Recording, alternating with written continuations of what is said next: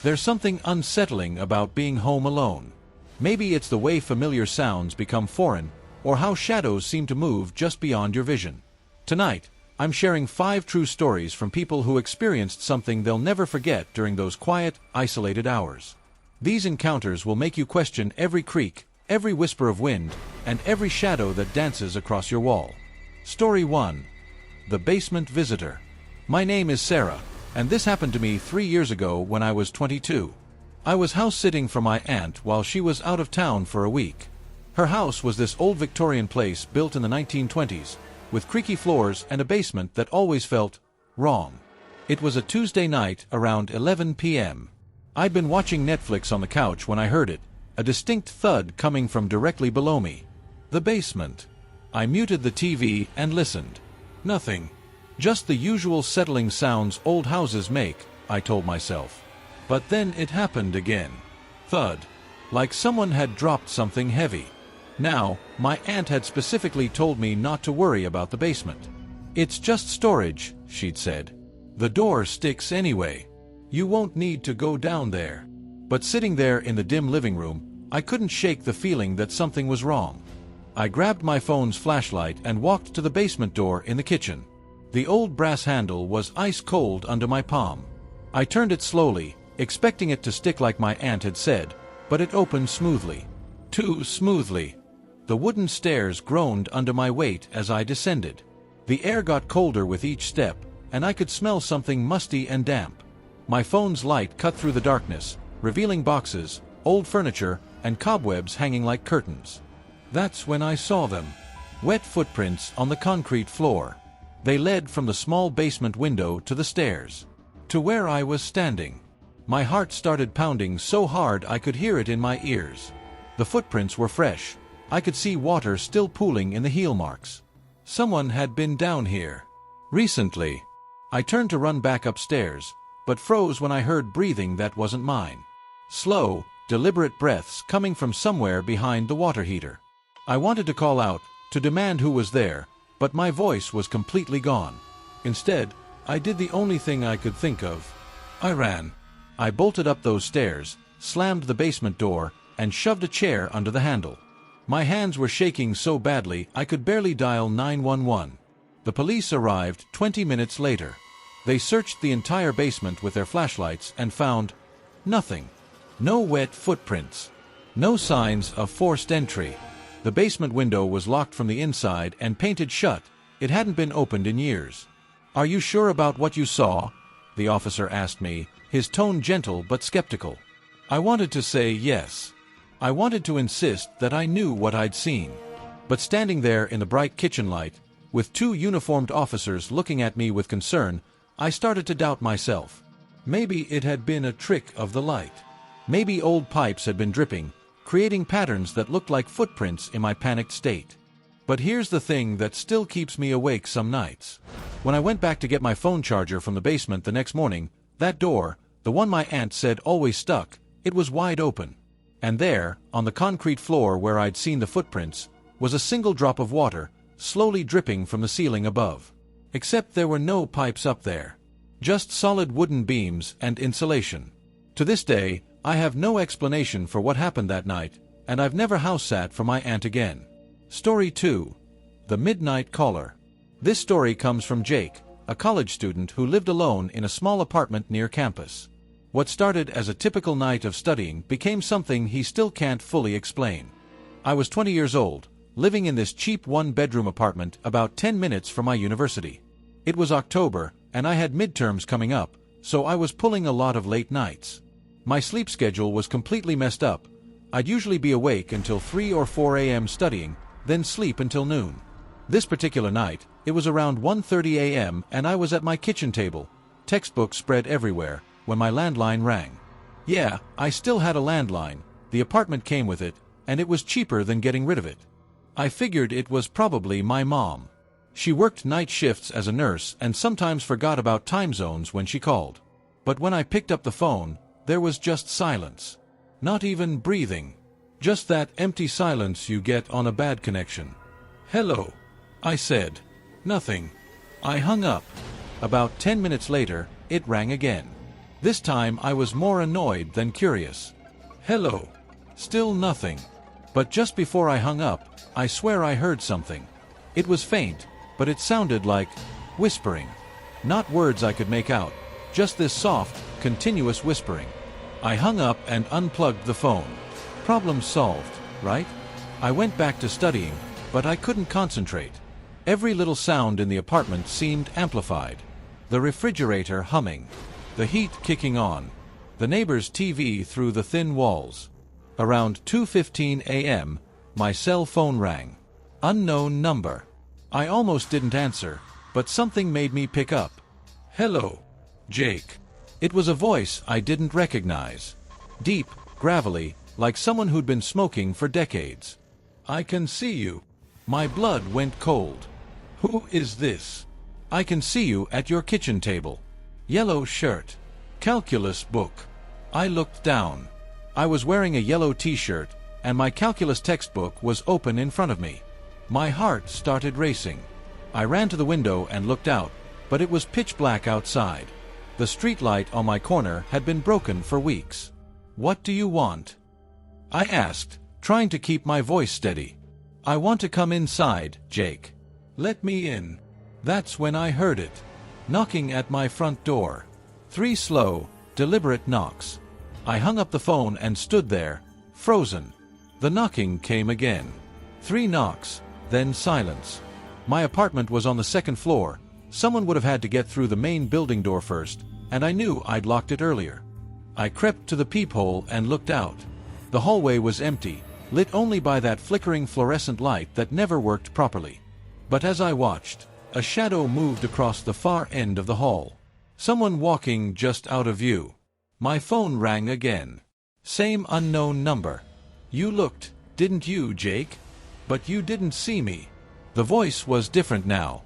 Closer somehow, like the person was right next to me instead of on the other end of a phone line. Leave me alone, I said and hung up. The knocking started again, but this time it wasn't at my door. It was coming from inside my walls. Soft tapping sounds moving from room to room, like someone was inside the walls, following me around the apartment. I grabbed a baseball bat I kept by my bed and called 911. The dispatcher stayed on the line with me until the police arrived, but by the time they got there, everything had stopped. The knocking, the phone calls, all of it. The officers checked the building, talked to my neighbors, looked at the call logs on my phone. The unknown number? It didn't exist. According to the phone company, no calls had been made to my cell phone after 9 p.m. that night. But here's what really messes with me. When the police were leaving, one of the officers pulled me aside. Look, kid, he said, this building has a history. Previous tenant in your unit moved out suddenly about 6 months ago. Never said why, just broke his lease and left. Landlord said he seemed rattled. I asked him what he meant, but the officer just shook his head. Probably nothing. Old buildings make weird sounds sometimes. I stayed in that apartment for the rest of the semester, but I never studied at that kitchen table again. And I never plugged that landline back in. Some nights, even now, I still get calls from numbers that don't exist. I don't answer them anymore. Story 3. The reflection in the mirror. This story comes from Maria, who experienced something in her childhood home that changed how she sees mirrors forever.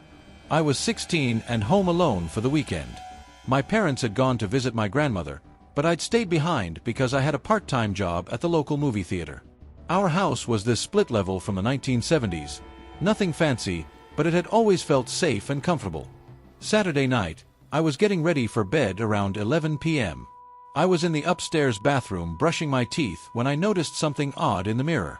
At first, I thought it was just my imagination, but when I looked closer, I could see what looked like movement in the reflection of the hallway behind me. I turned around, but the hallway was empty. Just the usual family photos on the walls and the dim light from downstairs casting long shadows.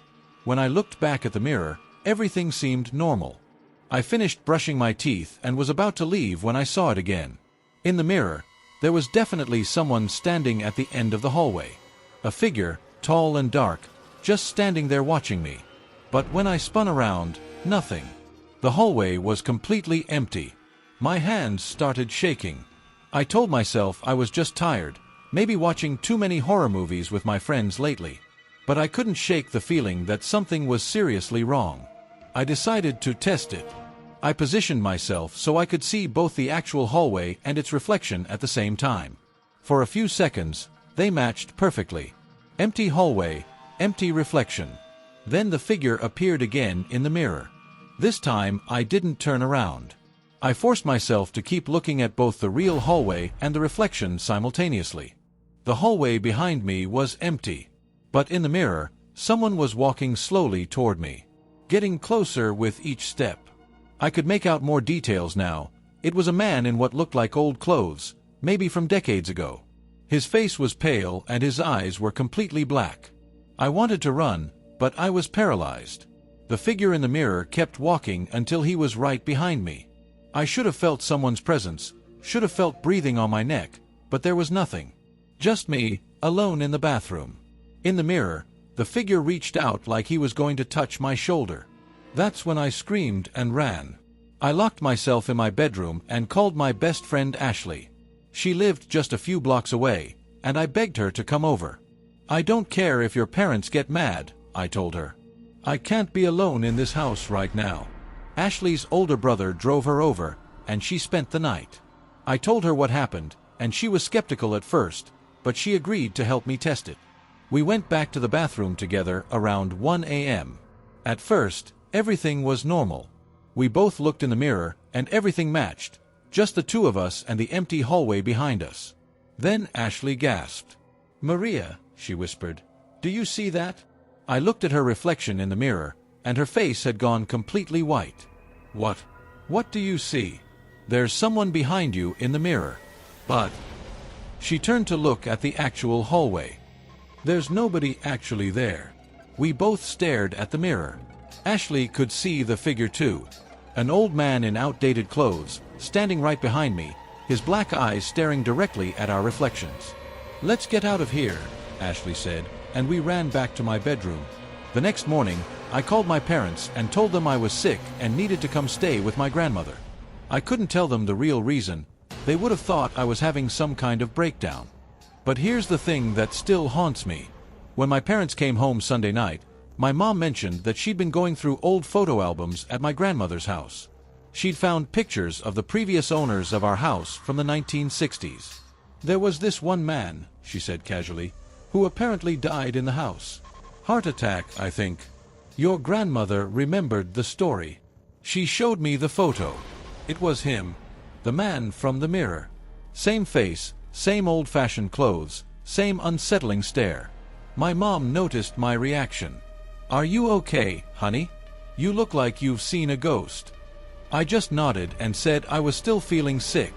But from that day forward, I avoided mirrors whenever I was home alone. And even now, 15 years later, I sometimes catch glimpses of him in reflections. Not just in that house, but anywhere. It's like he's somehow attached himself to me through that mirror. Some nights, when I'm brushing my teeth in my own apartment, I'll see him standing behind me in the reflection, just watching. Waiting. I've never figured out what he wants, and honestly, I'm too afraid to find out. Story 4. The Voice in the Walls. This story comes from David, a 30-year-old teacher who rented an old farmhouse outside of town. What he thought would be a peaceful place to grade papers became something much more disturbing. I'd been renting this old farmhouse for about 6 months. It was built in the 1890s, way out in the country, surrounded by cornfields. The isolation was exactly what I wanted. No neighbors, no traffic noise, just peace and quiet where I could focus on my work. The house had its quirks. The floors creaked, the pipes made noise, and there was this persistent tapping sound in the walls that the landlord said was just mice. "Old houses," he'd said with a shrug, "comes with the territory." This happened on a Thursday night in November. I was home alone grading tests at the kitchen table when I first heard it clearly. It wasn't the usual random tapping I'd gotten used to. This was rhythmic, deliberate. Tap, tap, tap, pause, tap, tap, tap, pause. It was coming from inside the wall between the kitchen and the living room. I put down my red pen and listened. The pattern continued for about a minute, then stopped. I went back to grading, but the tapping started again. Same rhythm, same wall. This time it went on longer, maybe 5 minutes, before stopping abruptly. "Mice," I said out loud, trying to convince myself. But mice don't tap in perfect rhythm like that. Around 10 p.m., I was washing dishes when I heard something that made my blood freeze. It was a voice, faint but unmistakable, coming from inside the wall. A woman's voice, talking in a conversational tone, like she was having a phone conversation with someone. I couldn't make out the words, but I could hear the cadence of speech, questions, pauses, responses. Like she was talking to someone else. I pressed my ear against the wall, and the voice became clearer. It was an older woman, and she sounded distressed. "Please," I could hear her saying. "Please, I don't want to be down here anymore. It's so cold, and I can't see anything." My heart started pounding. This wasn't coming from next door. There was no next door. The nearest house was 2 miles away. This voice was coming from inside my wall. "Hello," I called out. "Is someone there? Do you need help?" The voice stopped immediately. Complete silence. I ran outside and walked around the entire house, checking for any signs that someone might be trapped somewhere, maybe in a crawl space or old root cellar. Nothing. The house sat on a concrete foundation with no basement, no crawl space. Back inside, I called the landlord. It went straight to voicemail. "Hey, it's David at the farmhouse. I'm hearing voices in the walls. I think someone might be trapped somewhere, or there might be some kind of radio interference. Can you call me back?" He never called back that night. Around midnight, the tapping started again, but this time it was faster, more urgent. And the voice returned, clearer now. "David," she said, and my skin crawled. "David, can you hear me?" She knew my name. "I'm trapped," the voice continued. "I've been trapped for so long. The man who lived here before you, he put me in the walls. He said no one would ever find me. I wanted to run, wanted to get in my car and drive back to town, but something kept me there. If someone was really trapped, I couldn't just leave them. Where are you?" I called to the wall. "How can I help you?" "The basement," she said. "I'm in the basement." But there was no basement. I'd been living here for 6 months. I knew every inch of this house. "There is no basement," I said. "Look behind the bookshelf in the living room," she said. "There's a door." He covered it up, but it's still there. I went to the living room. There was indeed a tall bookshelf against the wall, built in and painted the same color as the wall.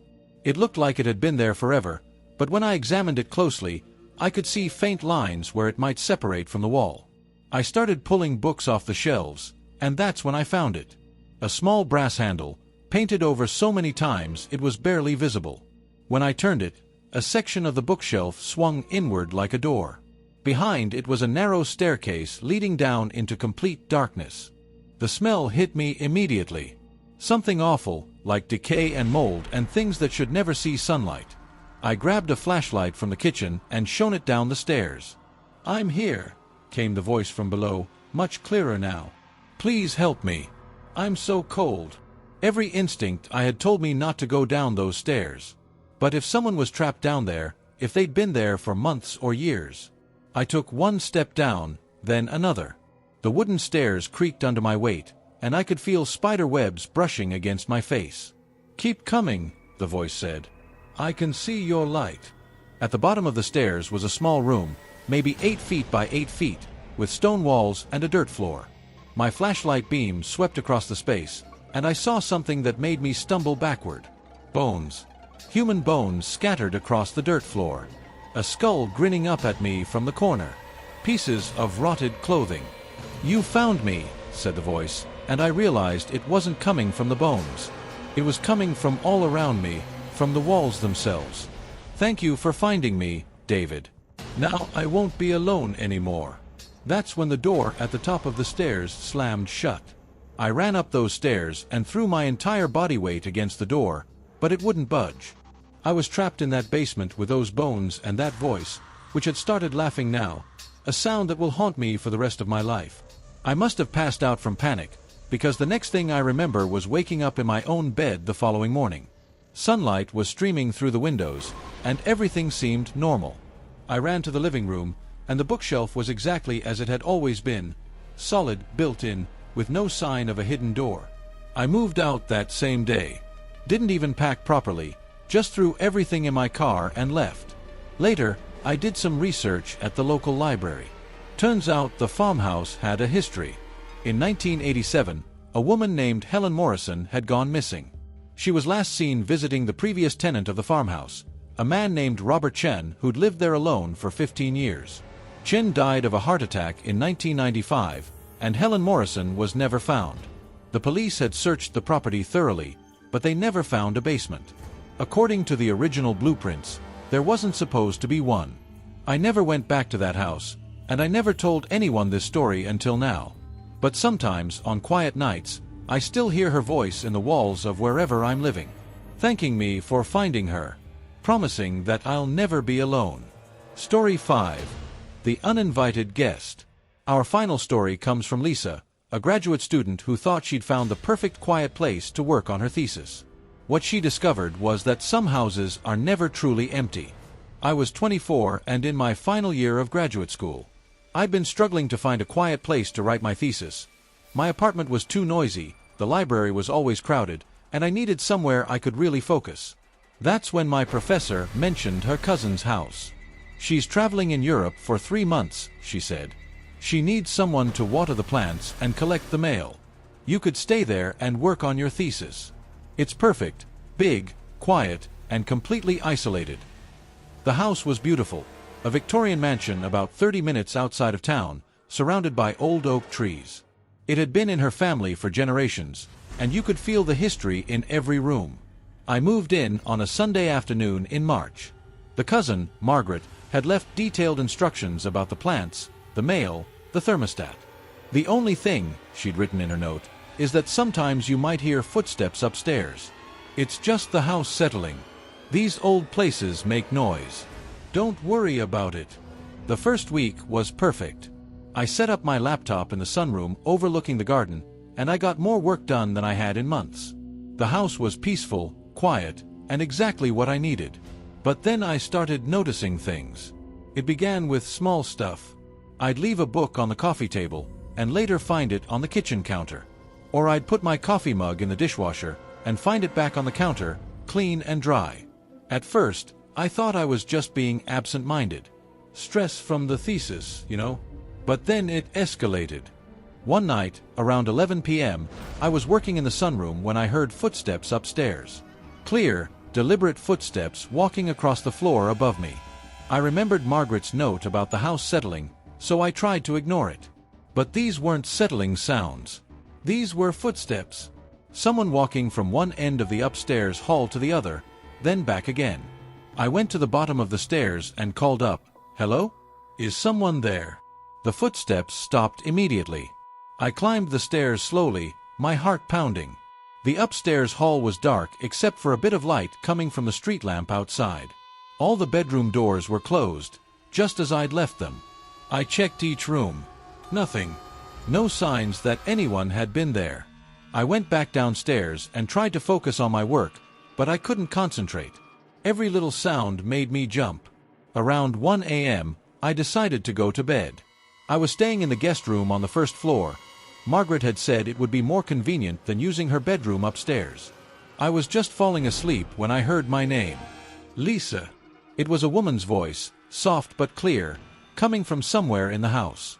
I sat up in bed, my heart racing. "Margaret, did you come home early?" No response. "Lisa." The voice came again, and this time I could tell it was coming from upstairs. I grabbed my phone and turned on the flashlight app. The house was completely dark except for my small circle of light. I crept to the bottom of the stairs and listened. "Lisa, come upstairs." The voice was gentle, almost motherly, but something about it made my skin crawl. It sounded old. Much older than Margaret, who was probably in her 40s. "Who's there?" I called up the stairs. "Come upstairs, dear. I want to show you something." Every instinct I had told me not to go up those stairs, but I was also terrified that someone had broken into the house. I needed to know who was up there. I climbed the stairs slowly, my phone's light cutting through the darkness. The upstairs hall stretched out in front of me, lined with closed doors. "Lisa." The voice was coming from the room at the end of the hall, the master bedroom. I walked toward it, my bare feet silent on the old wooden floor. The bedroom door was slightly open, and I could see a faint light coming from inside. I pushed the door open and stepped into the room. It was empty, but the bed was made perfectly, and there was a single candle burning on the nightstand. The flame flickered in a breeze I couldn't feel. "Thank you for coming, dear." The voice was right behind me. I spun around, but no one was there. Just the empty doorway and the dark hall beyond. That's when I saw her in the antique mirror on the dresser.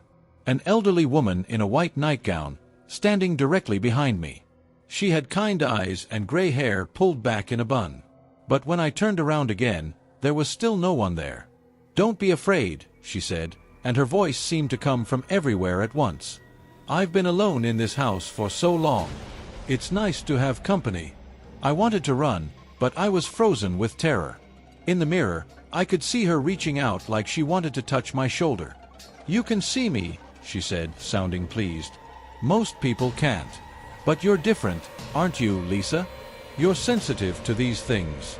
What do you want?" I managed to whisper. "I just want someone to talk to.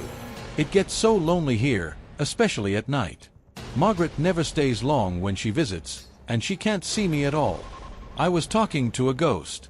The realization should have terrified me more, but there was something so lonely and sad about her voice that I found myself feeling sorry for her. "Who are you?" I asked. "I'm Margaret's great-grandmother, Eleanor. I built this house with my husband in 1887. I've been here ever since." "Since you died?" "Since I died, yes. In 1962. Heart failure. I was in this very room." I looked at the bed where she must have passed away, and a chill ran down my spine. "I don't mean to frighten you, dear. I've just been so excited to have someone who can actually see me and hear me. It's been decades." Over the following weeks, Eleanor and I developed an odd relationship. She would appear to me in mirrors or as a reflection in windows, and we would talk. She told me stories about her life, about the house's history, about all the people who had lived there over the years. She was lonely, but she was also protective. She'd warn me when I was working too late and needed rest. She'd remind me to eat when I got too absorbed in my thesis. In a strange way, she became like a caring grandmother. But there was something else. Something she didn't tell me until my last week in the house.